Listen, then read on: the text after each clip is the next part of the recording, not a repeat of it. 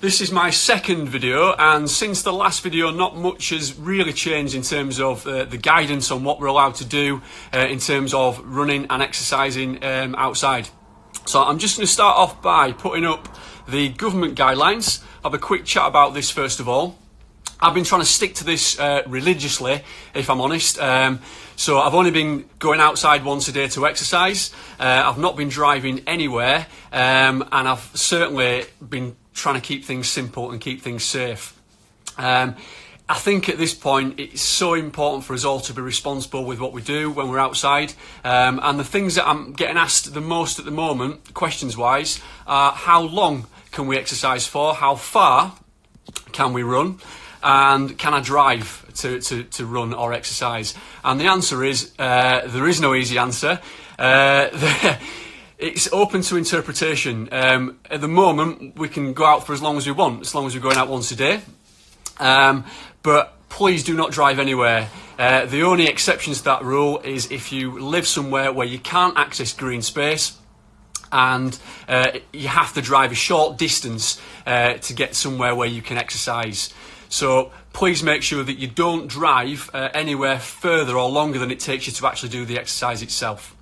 Okay, so that out of the way, moving on to safety on the trail. And just going back to that point about how far and how long you can run, one thing I've been trying to do myself is keep my runs relatively short to say 5 miles radius of my house, because I think if you're out for a long time on the fell or the hill or the trail and you have an accident or, God forbid, you turn your ankle and let's say, for example, the mountain rescue need to be called out, then you're leaving yourself at risk and you're leaving other people at risk, and it's really not fair. I think over the Easter weekend there were 20 mountain rescue call-outs in the UK, and in my mind that's 20 too many.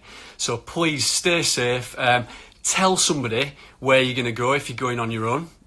Make sure you always carry your mobile phone. And also make sure you always carry with you some emergency equipment. So a jacket if it gets cold, if you do have an accident, for example, and just be prepared for the worst case scenario. We never think it's going to happen until something happens to us, and it will do at some point if you're not safe. Okay, so what I want to do first of all is talk about health and hygiene. It's something we didn't look at before in the first video, and this is a little routine that I've been getting myself into. And actually I do this every day, and I keep my trainers outside the door for when I go exercising, and also I make sure that I wash my hands whenever I return and I come back from a run or a bike ride. So I've got this little setup with the basin. I fill it with hot water from the kettle, and by the time I get back it's a nice temperature. Wash my hands before I come in the house, and I keep spraying my handles. Now I know you're probably thinking it's a little bit over the top, but to be honest, I'd rather keep it safe and you know, make sure that I'm doing everything I possibly can to avoid catching coronavirus, even though I don't think for a minute I'm going to get it going on a run. These are just good routines to get yourselves into. I also do this if I go to the shop and come back. As soon as I get through the door, I make sure I take off anything that I've been running in, so the kit comes off straight into the washer, and I also spray my handles of all the doors. So, you know, I'm just trying my best to be really safe at this time. Okay, next thing I wanted to look at is establishing routines. So something that's really helped me is making sure that I've got a really clear structure to my day, not just with my training, but also with the things that I do with the time that I've got available, which is at the moment is quite a lot. So I build my day around my exercise, and the first thing I do when I get up in the morning is I start off with this little thing. It's called the ab challenge. Now every day I have a little activity to complete. There's loads of these on the internet, by the way, so you can download apps to do this if you want to. One thing I did do is I started on the intermediate cycle, and I immediately regretted that because it's quite hard. I'm up to day 18 now. This is what I've got to do today, and these exercises are getting pretty intense. So what I would recommend is start basic, start simple, and build that up, because it does get more challenging and more difficult. But that's been really good because it's got me into a routine. I'm also learning Italian. I've been using Duolingo to do that. It's a free app. And I've also been cooking loads. I've nailed the fish finger sandwich.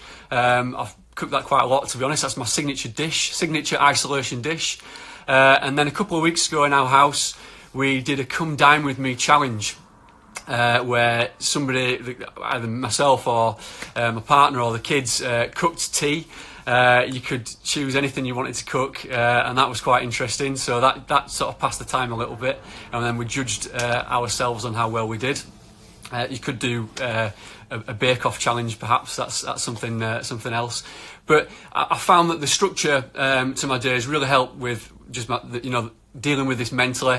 And then also I've been spending a lot of time planning my runs, so poring over maps, looking at different routes I can do from my door. And one thing that's really helped with that is Strava. So in terms of challenging yourself, I've set up at the moment quite a few new segments, which are all accessible from my house. To do that, if you click on Overview when you've done an activity in Strava, and basically there's 3 dots on the left hand side of the screen. If you click on that, it gives you the option to create a segment, and I've highlighted these with an arrow, and then it guides you through the process. So you can make small, large segments. You can challenge yourself, you can challenge other people in your house. That's just a bit of good fun, and it's just aimed to keep your runs interesting, and making sure you don't get too bored of doing the same thing over and over again. Another great thing on Strava as well is this new feature, which is Strava Run Local. And basically it's the latest update from Strava, making it easier for you to find a new run or a ride directly from your front door. Now, if you click on the Explore section of the app, it will then take you through to this with all the challenges, and you can explore different local routes around your area. Most of them are quite short, and most of them are very, very safe because they're on public footpaths or local trails, and that's something that I found really helpful for finding new routes, different routes, and also keeping it really, really simple and really, really safe. Okay. Something else that I've been doing is, aside from the core exercises, I've been tuning into the other Sports Shoes live videos. So Ros has been doing a HIIT session on a Wednesday, which is great. That's on again this week. This week on Friday, we've got Ellie doing a fitness session as well at 1 o'clock. So they've been great. I've been accessing all the free material on the internet. I've also been doing quite a bit, and I never thought I'd say this, on the treadmill. So I've joined Zwift. I bought a treadmill first of all locally, got it couriered a few weeks ago. I've got a turbo trainer set up as well, all connected to Zwift. I did not know that you could use Zwift to run. I mean, it's amazing. And you know, I've linked this up to the TV screen. I've been trying to do some of the workouts. At the moment, Zwift for running is free, which is absolutely fantastic. And the other good thing, and I just put that picture back up again, is the shoes that I've been using are the Under Armour Hover Machina, which are fantastic because they have Bluetooth built into the shoe itself, which is the thing that connects to Zwift. Now, there are a range of ways you can link your treadmill to Zwift. Either buy a really good treadmill that does that automatically via Bluetooth, or you can buy yourself like a connection for your shoe, which connects to Bluetooth, like a foot pod that tracks your distance and allows you to connect to Zwift as well. But this is great because the actual Bluetooth is in the shoe, so that's something I've found really, really useful. Another thing, I've been doing tons of pull-ups. Now, I've purposely sat here because just here you'll be able to see my chin-up bar, and I've had to put a tea towel over the top because I've walked into it so many times. So it is dangerous. When I say exercise safely at home, this is probably my best tip. So make sure you take it down at night. Also make sure if you are going to do this, you're aware of it and put a tea towel over the top so that you don't walk into it like I've done on numerous occasions. So they're most of my tips. The other one on the treadmill is when you are exercising, if you don't want to compete on something like Zwift, I found connecting to Netflix or the TV is brilliant. It's been a revelation, to be honest.